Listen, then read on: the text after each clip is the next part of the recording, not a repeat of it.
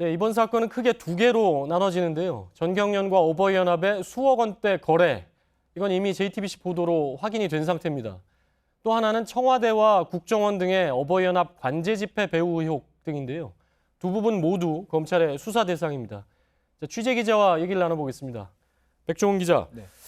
지금 얘기한 것처럼 이번 사건의 큰 축 가운데 하나가 이제 전경련 아니겠습니까? 전경련이 지금 이 사건이 터진 지 거의 2주 됐는데 여전히 아무 입장을 내지 않고 있습니까? 네, 그렇습니다. 이승철 전경련 부회장이 방금 전 미국 한미 재개회의 중간 점검 회의를 마치고 귀국을 했는데요. 닷새 전 피하듯 나갔던 출국대와는 달리 좀 여유롭게 답변을 했습니다. 일단 한번 들어보시겠습니다. 그 돈에 대해서 좀 말씀을 좀 해주셔야 될 것 같습니다. 우리 지금 종합적으로 확인하고 있고요. 나중에 확인 결과 나오면 전체적으로 말씀드릴게요. 그 부회장님 그 취임 이후에도 송금 내역에 보면 있는데 그런 거는 그때 보고를 받으셨던 내용인가요? 아니면은? 이거 전체적으로 파악이 돼서 종합적으로 말씀을 드릴게요. 그러니까 출국할 때도 우리가 나갔었는데 그때보다는 뭐 얘기를 좀 했지만 여전히 뭐 알맹이는 없어 보입니다. 네, 출국 때는 카메라를 피하듯이 바쁘게 출국했던 모습이 촬영이 됐었는데요. 이번에는 비교적 여유롭게 답변을 했습니다.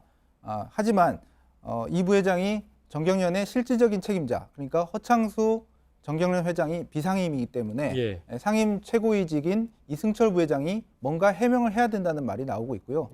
저번에 그렇게 쫓기듯 출국했던 것이 말 못할 무언가가 있는 것이 아니냐 이런 말이 나왔고 전경련에서도 아마도 이런 대응은 좋을 게 없다라고 판단한 것 같습니다. 그러니까 계속해서 확인해 줄 수 없다라는 게 무슨 수사기관 같은 답변인데 계속해서 그런 말을 되풀이하고 있는데요.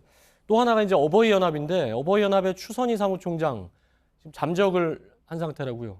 추 총장은 앞서 리포트에서 봤듯이 소식을 끊은 상태입니다. 추 총장은 이번 어버이연합의 어떤 자금 지원 그리고 청와대와의 협의, 이것은 추 총장 본인의 표현입니다. 청와대와 협의한 중요 인물입니다. 가장 많이 알고 얘기할 게 많은 사람인데요. 이런 사람이 사실상 잠적을 했기 때문에 관련 수사도 어려움을 겪을 것으로 보입니다. 지금 백종원 기자가 얘기한 것처럼 전경련은 계속 확인해 줄 수 없다는 입장이고 어버이연합은 주요 피의자, 핵심 인물이 지금 잠적을 한 상태인데 이 수사가 잘 될까 하는 우려가 벌써부터 나오죠. 그래서 네, 그렇습니다. 서울중앙지검 형사 1부가 관련 고발과 수사 의뢰를 맡아서 지금 사건 수사에 착수했는데요. 하지만 참고인 소환이나 자료 조사보다는 법리 검토 정도에 그치고 있어서 좀 소극적인 게 아니냐 이런 모습이 보이고 있습니다. 특히나 이번 게 이제 JTBC가 보도를 하면서 전경련과 어버이연합 거래가 얘기가 처음 등장을 한 건데 그게 벌써 한 2주 지나지 않았습니까? 그리고 나서 또 이제 수사 시작된 지 한 일주일 됐고 여러 가지로 볼 때 수사가 잘 될까 하는 우려가 있습니다. 이게 너무 시간이 길어지면서. 네, 그렇습니다. 보통 그 증거인멸의 우려를 많이 얘기를 하는데요. 빠른 압수수색이나 참고인 소환 조사 같은 것이 필요한데 아직까지 그런 모습은 보이지 않고 있기 때문에 수사에 좀 어려움이 있을 것으로 보입니다. 또 하나가 아까 얘기한 것처럼 청와대, 그러니까 전경련 말고 청와대 또는 계속 의혹이 나오는 게 이제 국정원인데 그 관제 집회, 어버이연합의 관제 집회에 이 배후에 청와대나 국정원이 있다 이런 의혹들, 여러 주장들이 제기됐는데 이 부분에 대한 수사는 잘 될지 그것도 이제 우려가 나오죠. 그렇습니다. 지난달 26일이죠. 박근혜 대통령이 언론사 편집보도국장 간담회 자리에서 관련 의혹들, 청와대 배후설에 대해서 사실이 아닌 것으로 분명히 보고를 받았다 이렇게 말을 했습니다. 관련 청와대 행정관 등이 어버이연합에 집회를 열어달라 이런 보도가 나온 직후에 선을 그은 것인데요. 이전에도 청와대 관련 수사가 있을 때마다 미리 검찰에 수사 가이드라인을 준 게 아니냐 이런 말들이 있었는데 이번에도 수사가 본격적으로 시작되기도 전에 결론부터 제시된 게 아니냐 이런 말이 나옵니다. 그렇군요.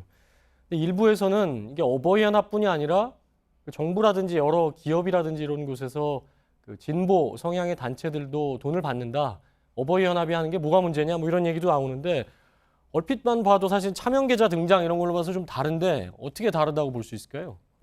가장 먼저 검찰에 이번 사건을 수사 의뢰했던 시민단체 경실련이 강하게 비판하는 대목입니다.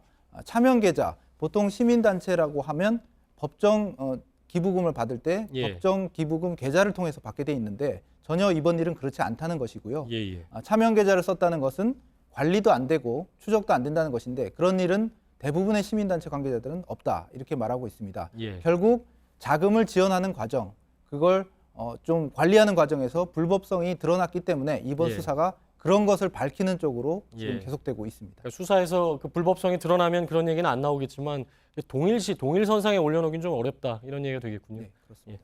백종훈 기자였습니다. 수고했습니다.